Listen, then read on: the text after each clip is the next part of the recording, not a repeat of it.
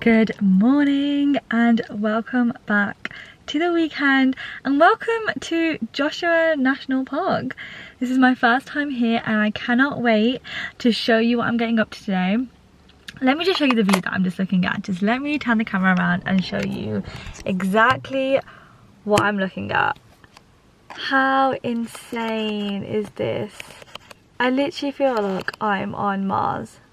So I have come to Joshua Park for one whole day. I'm going to try and do as much as possible in one whole day and take you along with me. I've literally just arrived at the park and it's 9:45, sorry. So I left the house around 6:40 and it just took me an hour and 45 minutes to get here from Irvine. So it wasn't a bad drive, and entry fee to the park is $30, and if you keep the receipt you have valid entry for the next 7 days. I've got a massive park map here, but I was doing a bit of research on TikTok and I've jotted down all the spots that I want to like go to and see, and then whatever I see on my way, you know, driving around the park, I'm going to stop off and take pictures and explore. And I'm really excited. This is my first national park in the United States, hopefully first of many, but yeah, I'm going to get out of the car and explore this like rock kind of formations, take in like everything around me, because this is landscape that I've never seen before. So yeah, welcome to Joshua National Park and let the adventure begin.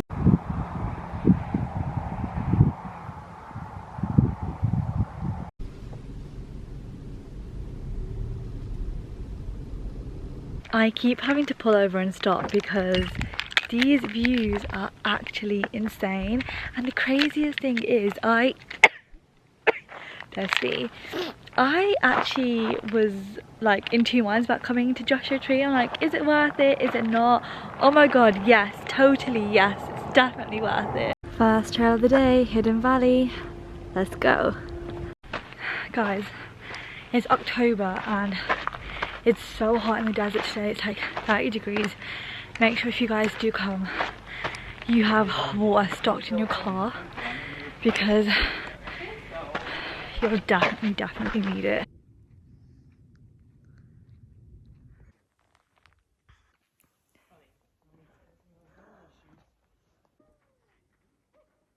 Guys, I think I'm lost. I think I'm back on the same route and doing it all over again. I need to find my way out. I'm nearly there, like I'm nearly at the finish line. I have to backtrack and remember which way I came. This is interesting. Hiking by yourself is very interesting. I am the world's biggest dumbass because somehow I ended up missing the exit sign and decided to carry on just doing another loop, another 1 mile hike. I'm so stupid.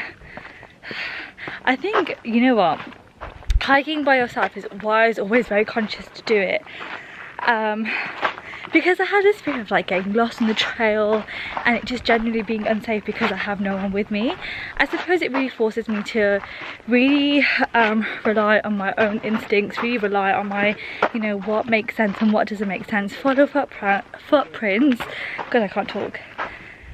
As I was saying, I've always been really apprehensive of like hiking by myself, just because I have like a massive fear of getting lost, especially like somewhere in the desert where like temperatures are so burning hot, and like I just have this fear of like I'm going the wrong way or I'm off the trail and then I just can't make it back onto the trail.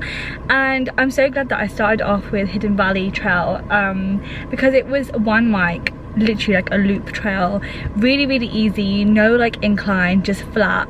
I did it in my running trainers, and I think that kind of helped me kind of set the tone, set the pace. Okay, like these are the markers that I need to be looking for, and if I do get lost and if I do doubt myself, just follow what people are doing in front. That trail was kind of sparse, like it wasn't really busy, so there was points where I had to just figure it out myself, and a point where I got lost and started doing the trail all over again. And I realized when like things started looking really familiar and I was like, I've seen this before.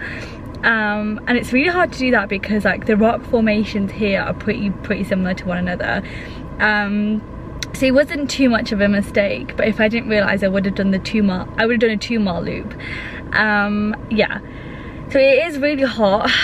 Good thing is there are water stations in the park. You just have to like refer to your map. I'm good for water now, but I am running low. Like, it's only 10 o'clock and I'm halfway through my 2 litres. I'm actually also gonna have a quick snack because I'm so hungry. Like, I'm so glad I've got a snack bag. I've literally like made a sandwich, got a banana, protein shakes, protein bars. Oh, I've got cucumbers too. I might just nibble on now to keep me going, and this is really refreshing. So I'm gonna do that, and I'm gonna do a protein shake, I think. Let's do cold coffee brew to get my protein in. So I'm still trying to maintain my diet today, maintain my calorie intake and my protein intake, which I'll definitely talk about more in detail in a different video. But yeah, have this and then hit the road to my next spot. Next up, Hall of Horrors, let's go. I'm so glad that there's a marked route for dumbasses like me, so I cannot get lost this time.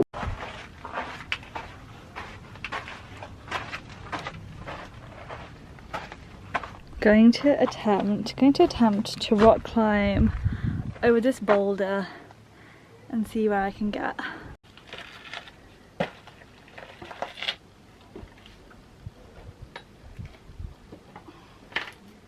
So the Hall of Horrors is like basically gaps between these massive rocks, and I have literally found it. So I'm gonna just explore down here. My review on Hall of Horrors is that it's okay. Like, I don't think it's worth stopping here. You only take a few minutes here anyways, but if you only have one day to cram in and do as much as possible, I don't think Hall of Horrors is high on that list, just because you're literally just going through the gaps between the rocks and that's it, and finding several different pathways. And I think finding the pathways takes quite a bit of time. So like, once you've done it once and found a little gap and shimmied your way through and, you know, jumped over some rocks, you've kind of done it. And I literally spent less than 5 minutes here. Heading back to the car now. Really need to pee, hydrate, and then head on to the next stop. We're doing so well for time as well. Like, this is my second stop of the day. My third one is literally like 2 minutes drive farther down. So yeah, we're like killing the Joshua Tree itinerary.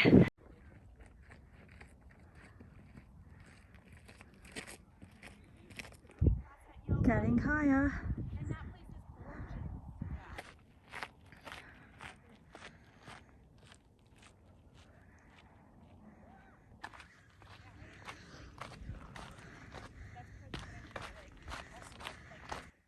The views are so insane. Wow. I'm so out of breath.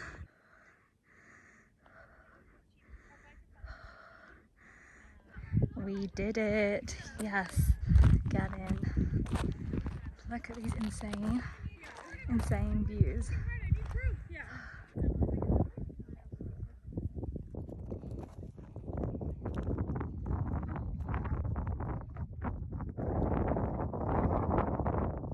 That was such a rewarding hike.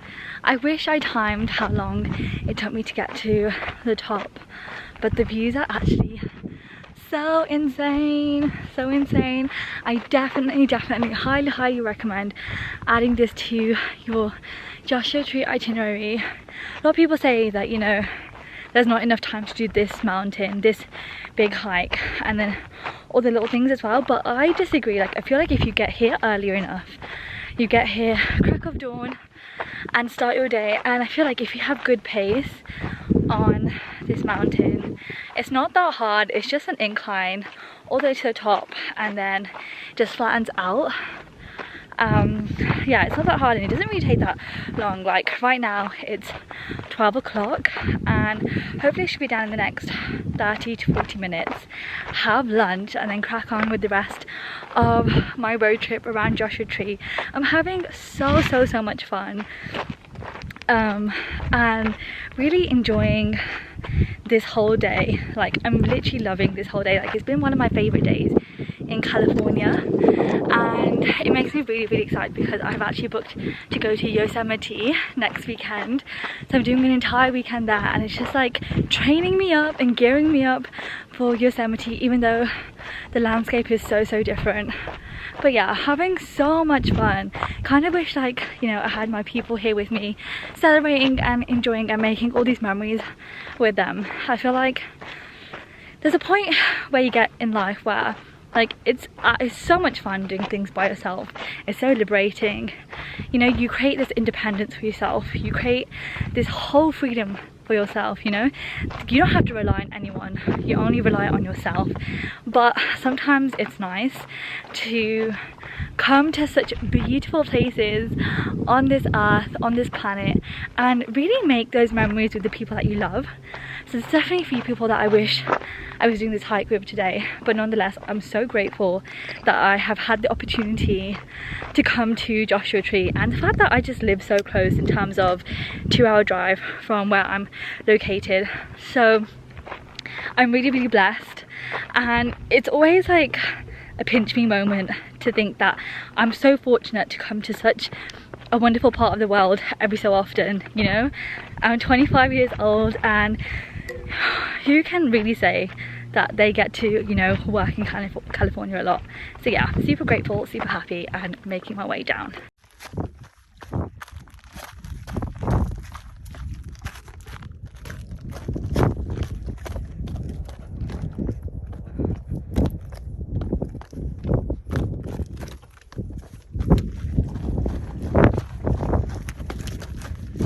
Okay, so it's time to have lunch and fuel up. I've got this like bagel sandwich that has like vegan pesto, vegan like creamy garlicky like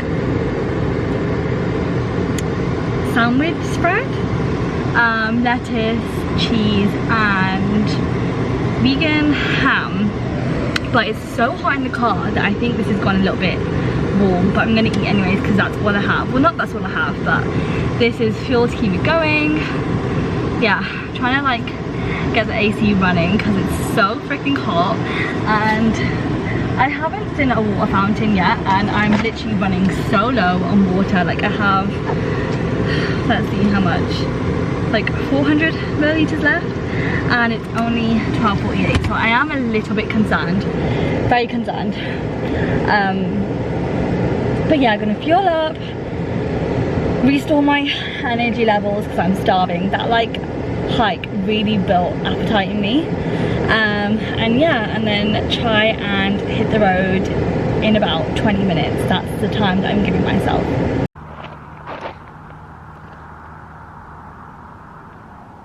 I just love, like, as soon as you get into the park, like every spot is kind of like 10 minutes drive from one another. It's not too far. I've just got to Skull Rock now, and as you can see, this one's a bit of a popular spot because I've had to park on the road, like on the side, because I'm not even going to try and chance it in the car park. I feel like at this time of day, midday, Skull Rock is going to be so busy. So yeah, I'm just walking to the car park to see if there's some sort of entrance there that I can try and get in and go see Skull Rock. I feel like I am pacing through my itinerary very quickly because it's only just past 1 now, and I did want to stay in the park to see sunset. I've seen so many videos of how insane sunset looks here at Joshua Tree, and I think after Skull Rock I only have like 3 more spots to hit up. So yeah, very concerned that I'm going to finish before my anticipated time. So here it is, the famous Skull Rock, and it kind of does look like a skull, weirdly enough, and as you can tell there are more people here now. So yeah, I do think that the rock is cool, but I think I'm going to try and explore these rocks over here instead, because there's a lot of people that are waiting to take a picture. So let me just see if I can try and find something cool up here. This is definitely more impressive, I feel? Okay, so last stop of the Joshua Tree trip is Cholla Gardens. It's basically the gardens where all the cactus is. So that's going to be the last stop of the trip, because I am feeling really beat up by this extreme heat, and you know, feel a bit exhausted to say the least. My day started at 5 o'clock today, but yeah, let's head to this last stop before heading home and see what all the fuss is about. Let me show you my view actually, because I can see some of the cactus in front of me, but the gardens are right behind me. So this is what they look like. I'll just zoom in a little bit more. Here they are. They kind of look very cool, very desert-like. But let's go take a walk and see them up close.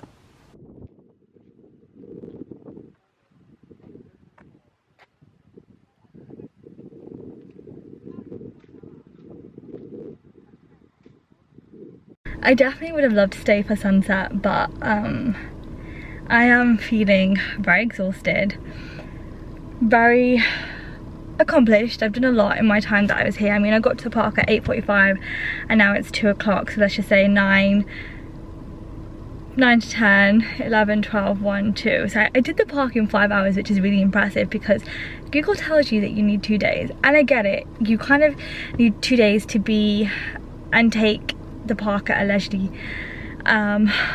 pace, and have a chance to take regular breaks. And you know, we've had for Joshua Tree, it's some of the Airbnbs here are stunning, because as soon as you walk out of your Airbnb there's like 360 views.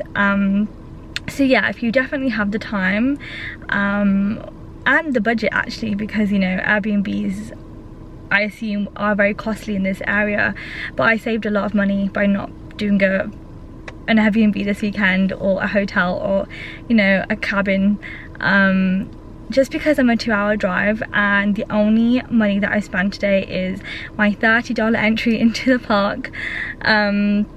So yeah, definitely well worth it. I can't believe I was even considering not even coming, because it's not going to be worth it, it's not going to live up to my expectation, but this exceeded above and beyond of what I thought Joshua Tree was going to be like.